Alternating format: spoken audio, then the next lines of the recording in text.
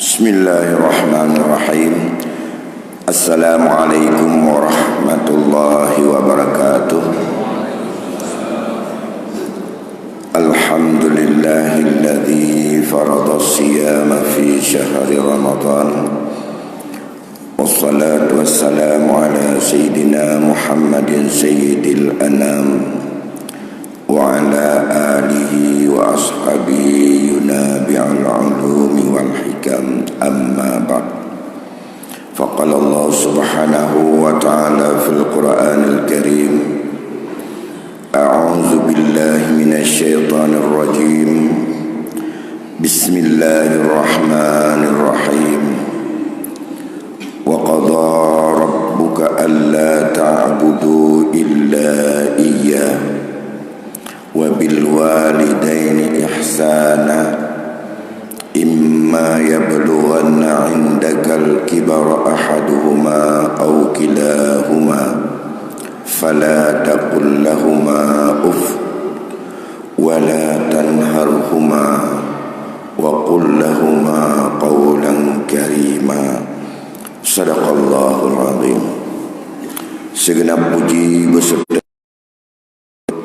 mari kita persembahkan kehadirat Allah Subhanahu wa taala. Salam kita sanjung sajikan ke hariban junjungan alam Nabi besar Muhammad sallallahu alaihi wasallam, pada keluarga dan sahabat beliau sekalian. Kaum muslimin, bapak-bapak dan ibu-ibu sidang jamaah subuh rahimakumullah.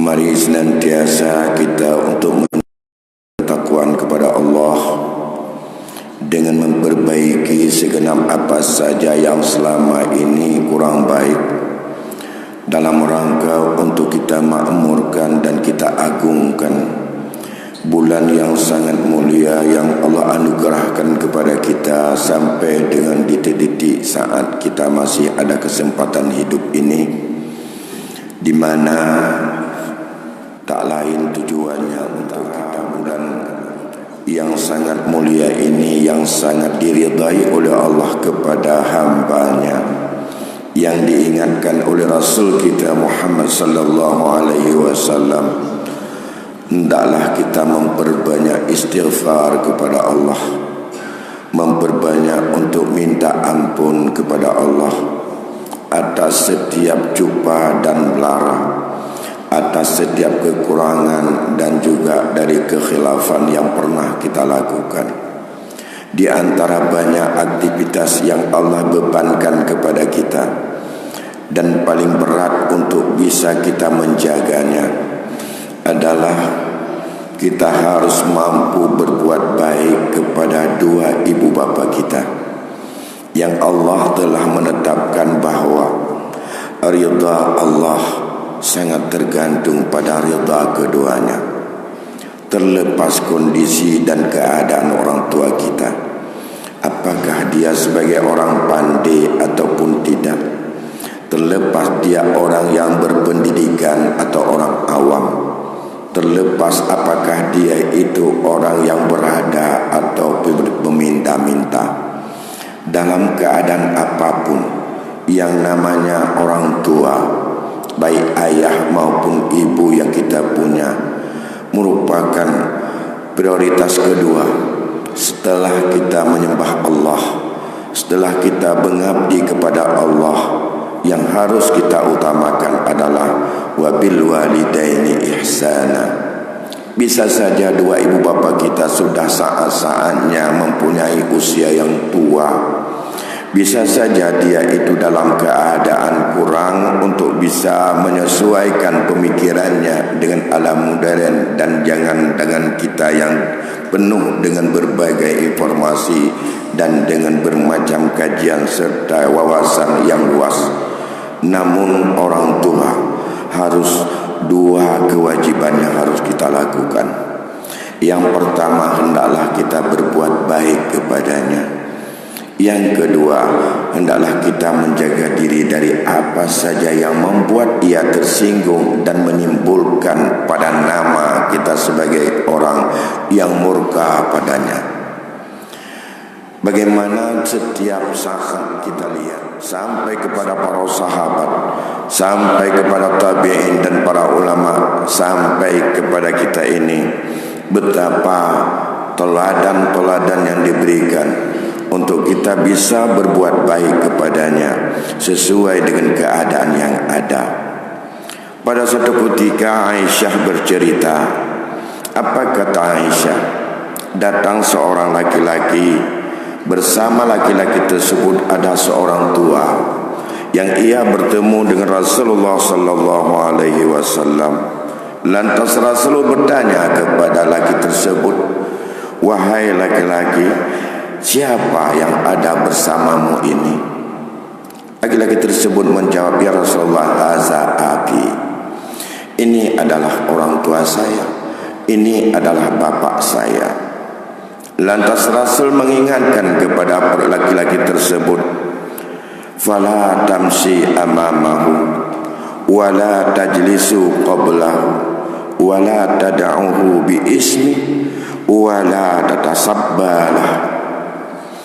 Dalam hadis tersebut ada beberapa pesan Rasul kepada seorang laki-laki yang ia saat itu menjumpai Rasul dan membawa seorang tua, dan sesungguhnya itu adalah orang tuanya dan ayah kandungnya. Laki-laki berpesan oleh Rasulullah kepada laki-laki tersebut. Yang pertama, jangan sekali-kali kamu berjalan di depannya. Yang kedua, jalan kamu duduk dulu sebelum bapakmu duduk lebih awal. Yang ketiga, jangan pernah engkau memanggil ayahmu dengan namanya. Dan yang terakhir, jangan sekali-kali kamu untuk mencerca terhadap dirinya. Ini menunjukkan betapa menjaga hati daripada orang tuanya yang dipesan oleh Rasulullah. Para ahli hadis mencoba untuk menelusuri di balik hikmah sebagai perilaku baik anak kepada orang tua. Jangan kamu berjalan di depannya. Sementara untuk kita, apabila orang tua kita yang pergi di depan dan kita menuntun di belakang, tentu saja saat itu kita akan memberikan kebebasan kepadanya sekuat apakah ia berjalan. Dan andai kata ada sesuatu bahaya yang datang dari belakang, maka kita sebagai orang yang pertama yang harus untuk menjaga dan membelanya. Sehingga dalam pesan Abu Hurairah di waktu yang lain kepada seorang laki-laki, hendaklah kamu mengambil posisi di belakang orang tuamu atau ada kamu di sampingnya. Ini menunjukkan bahwa mengapa kita harus ada, dan diingatkan hendaklah tidak ada orang yang bisa menghalangi kamu yang ada di antara kamu dengan bapakmu. Antara gedanya dengan orang syaitan, hendaklah bekna orang lain yang masuk, tapi kita sebagai orang yang langsung ada di depan kita, orang tua kita. Tujuannya apa? Dan begitulah untuk kita memuliakannya, kita menjaga dia daripada segenap apa saja yang memungkinkan. Coba sebaliknya, andai kata kita yang di depan, bapak kita yang sudah tua dia pergi di belakang, kita masih kuat tenaga, perjalanan kita barangkali lebih cepat, dan ia akan susah menyesuaikan diri untuk dia mengikuti daripada gerak kita. Dan kadang-kadang kita lebih untuk ambisi menuju kepada tujuan yang kita ingin untuk mendapatkan, lupa untuk mengukur sekuat apakah orang tua kita yang bisa untuk mengikuti kita dari belakang. Dan ini menunjukkan betapa kita harus menjaga dia baik-baik. Dalam hadis yang lain kemudian Rasul mengingatkan, jangan kamu panggil orang tuamu dengan namanya. Maka ini sebenarnya apa yang dipesan oleh Rasulullah. Inilah tradisi yang pernah mengakar dalam tradisi kehidupan masyarakat kita. Bagaimana memuliakan ayah dan ibu.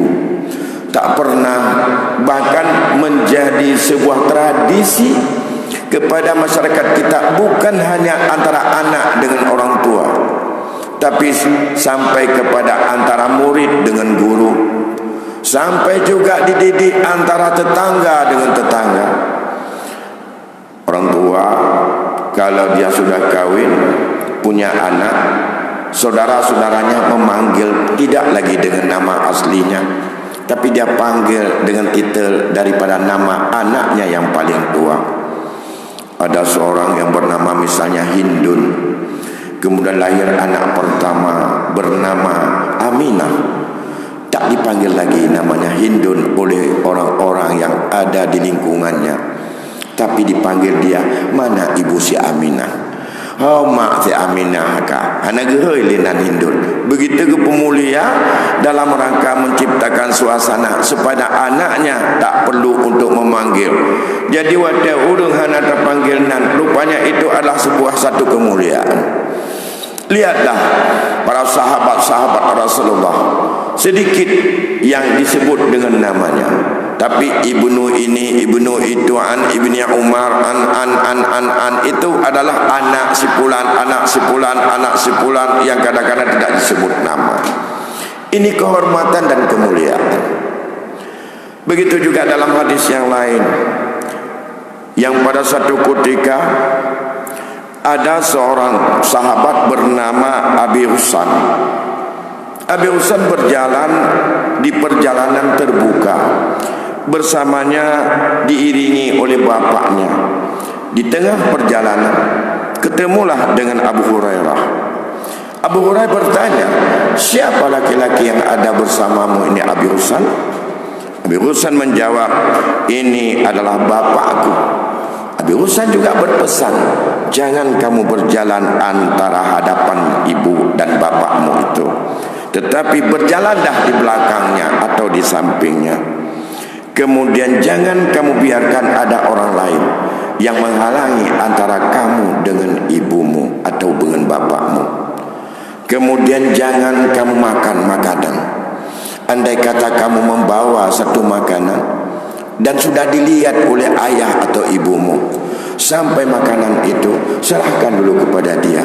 Barangkali dia sangat kepingin dengan makanan itu, apalagi dia belum tahu apa sebenarnya isi makanan yang kita bawa. Di bulan-bulan Ramadan yang seperti ini, kita kadang-kadang suka kalau kita tinggal jauh dengan bapak dan ibu, di grup keluarga kita share bahwa kami makan pulut pada sore ini, kami buka puasa dengan lemang sore ini, share kepada mama dan ibu. Bagaimana perasaan bapak atau mama kita yang jauh? Dia hanya tahu betapa anak saya makan pulut, saya kepingin pulut, bagaimana untuk saya bisa mendapatkannya? Yang termasukkah kita pekalan bagian cik? Hai menyama sama-sama sahabat, Junte saja kuih bumupa baru guu tamai bungkuk. Orangnya ada masalah. Anak getanya na di Jakarta, getanya na di Lancang Garam. Bila tak boleh mah kuih ba orang cik tu dengan WA, itu sama dengan memperlihatkan barangkali dia kepingin, sedangkan kuih itu maunya jangan dimakan sebelum diserahkan pada dia dulu. Menyogatnya hana galak, maka apa jo? Menyona galak ganyan, biar dia yang makan dulu. Maka tradisi inilah sebenarnya bagaimana dengan Ashabur Rakim yang pernah diceritakan. Ia menjadi sebuah kebiasaan. Setiap pulang sorenya, ia utamakan dulu makanan itu diberikan kepada mamanya, kemudian baru kepada anak-anaknya, kemudian baru istrinya, kemudian baru dimakan oleh dia. Itu Ashabur Rakim yang diterima doanya oleh Allah saat mereka bertiga ada di sebuah gua yang tertutup dengan batu besar, yang karena pada saat itu mereka sedang di dalam perjalanan, kemudian hujan dan masuk dalam sebuah gua, tapi Allah menerima doanya yang mereka bertawasul dengan amal mereka masing-masing. Jadi tawasul dengan amal kita, nampakkan kepada Allah apa yang kita lakukan, itu jauh lebih baik, karena kita mau membuka diri di hadapan Allah yang Allah memang sudah tahu apa yang kita lakukan, tapi bukalah di hadapan Allah.